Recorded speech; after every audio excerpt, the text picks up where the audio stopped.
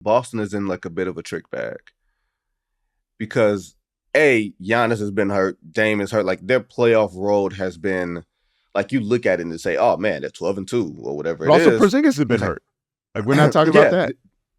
Yeah, they're one of their 4 best players has been hurt, and you're looking at all the stars that have been missing. You're saying, man, they lived a charmed life in these playoffs. Like maybe things are just setting up for them. I think the Celtics are in the trick bag, Jay, because of all those injuries. Though we will judge them by a perfect standard.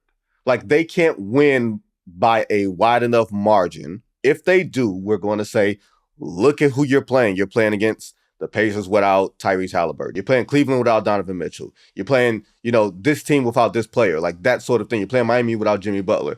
Like that's grading on a sliding scale where the finals are the only thing that we're going to judge them by and say, this is a pass fail. It ain't A, B, C, D. This is literally either you will win or we will excoriate you. And you are back to being the frauds that everybody thinks you were as far as regular season record, as far as 2022, as far as what happened last year. Like, I feel like if they don't win this year, and this is probably where they have some relation to the Bad Boy Pistons in a way that, like the Lakers in the days in between the finals, Byron Scott hurt his hamstring. And then in the third quarter of game 2, Magic Johnson hurt his hamstring. The series was effectively over. But basically going into that series, it was like, if you guys don't win it now, you're never going to win it.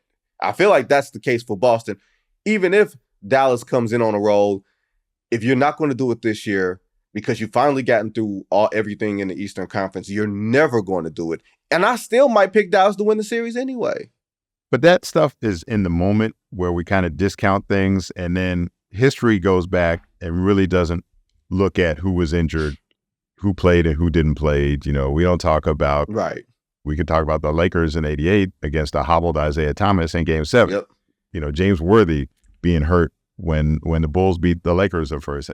We crowned the Nuggets champions when, I think they had the lowest seed path, right? Yep. The seeding number of the teams that they faced was among the lowest in NBA history, if not the lowest. So, but we called them the champions and we made them the favorites going into this playoffs, because of that winning that championship.